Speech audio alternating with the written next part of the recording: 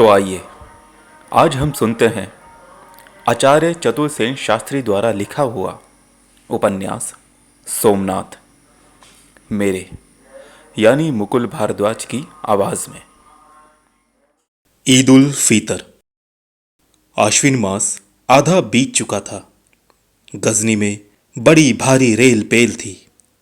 मास के प्रारंभ ही से योद्धाओं के दल बादल चारों ओर के पहाड़ी प्रदेशों से गजनी में बड़े चले आ रहे थे। उनकी आवाजाही, भर्ती और चहल पहल से नगर में बड़ी भीड़ भाड़ और शोरगुल भर गया था। महल्ले और बाजार तुर्क सिपाहियों तथा तातार के पहाड़ी डाकुओं से पटे पड़े थे। आसपास के इलाकों में से चुने हुए अनुभवी योद्धा, जिन्होंने लगातार 17 बार सुल्तान की लगाम के साथ रहकर अपने घोड़ों की टापों से भारत की भूमि तथा वहां के अबाल वृद्ध को रौंद डाला था, बड़े ठाठ और उमंग में बढ़िया पोशाक पहने और तांबे के सिक्कों के स्थान पर सोना फेंकते हुए अकड़ते फिर रहे थे। पहाड़ों की विकट गुफाओं के सरदार अपनी अपनी टोलियां लिए दनादन गजनी में चले आ रहे थे। लुटेरों की टोलियां आनंद से बांसुरी और डफ बजाती और शौर्यपूर्ण भावों से भरे गीत गाती रणमत्त हो स्वच्छंद गजनी के बाजारों में घूमती फिरती थी। बहुत से काबुली लुटेरों और लुच्चों की टोलियां गजनी की गलियों में शाम होते ही घूमने लगती थी, जिनके साथ भड़कीली जनानी पोशाक पहने लड़के नकली बाल लगाए नाचते गाते चलते थे। इनके पजामों पर तो सुनहरी काम था, परंतु इनके चेहरे पीले और मुरझाए हुए थे। गजनी के सब काफी घरों और जुए के अड्डों में बदमाशों, गिरहकटों, उठाईगिरों, चोरों और डाकुओं के साथ साथ इस प्रकार के लड़कों की भी खूब भरमार थी, जिनके साथ सब लोग अत्यंत निर्लज्जतापूर्ण हंसी मजाक एवं अश्लील व्यवहार करते थे। अनेक तुर्क और पठान सरदार इन लड़कों के विशेष प्रेमी थे। वे उन लड़कों को जनानी पोशाक में सजे धजे साथ लेकर बाजारों में सैर करते थे, जिनसे उनके गंदे और घृणित संबंध थे। इसे वे अपनी प्रतिष्ठा और अमीरी का चिन्ह समझते थे। इनमें बहुत से लड़के बचपन में ही हिजड़े बना दिए गए थे और वे अपनी हालत में खुश थे। वे बड़े चाव से जनाने हाव भाव करके लोगों को रिझा रहे थे। संध्या होते ही शहर के बाहर की सफील के पास सैकड़ों गुलाम और हिजड़े तथा लड़के खड़े हो जाते थे और इसके लिए उन्हें गजनी के सुल्तान को टैक्स देना पड़ता था। शहर के सरदारों, अमीरों और उमराओं के महलों में नाच रंग और तमाशों की भरमार थी। काफी घरों और नाटक घरों में खचाखच आदमी भरे थे। मस्जिदों, सरायों और बड़े बड़े मकानों ने फौजी छावनियों का रूप धारण कर लिया था। ये व्यवस्था सुल्तान की आज्ञा से हुई थी। लूट के लालच से किसान और बहुत से आवारा गर्द भी वहां आ जुटे थे। बड़े बड़े मुल्ला और वाइज नमाज के बाद लोगों को धर्म वाक्य सुना सुनाकर जिहाद करने के उत्तेजना मूलक भाषण दे रहे थे।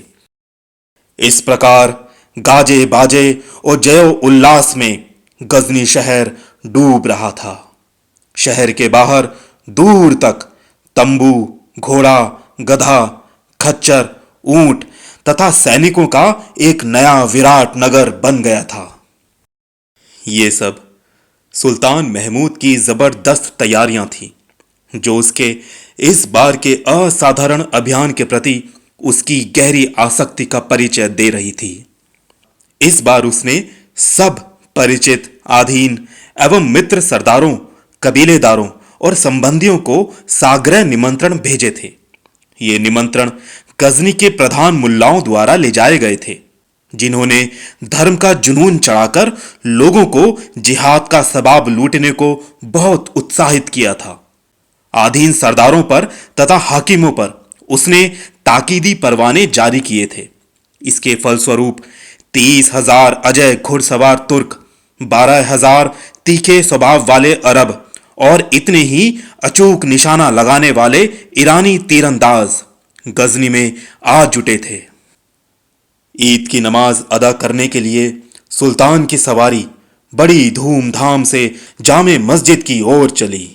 सबसे आगे तुर्की घुड़सवारों का रिसाला अपनी जर्क वर्क पोशाक में था। उसके पीछे ऊंटों पर नौबत खाना था।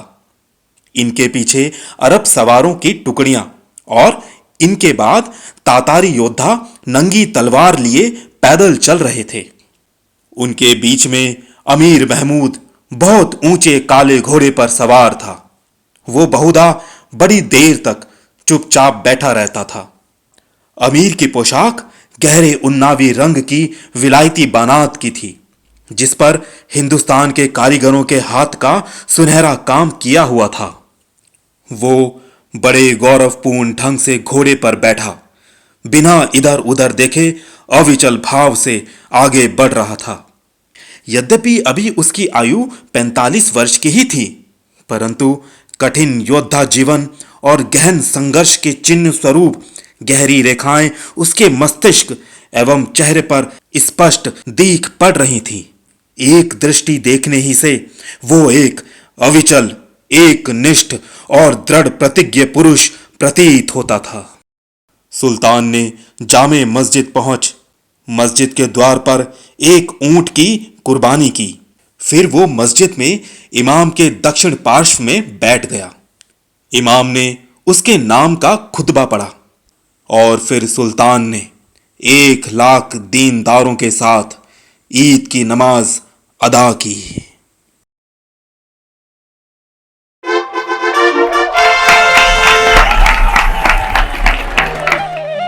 तो श्रोताओं, आप सुन रहे थे आचार्य चतुरसेन शास्त्री द्वारा लिखा हुआ उपन्यास सोमनाथ का भाग 19 ईद उल फितर।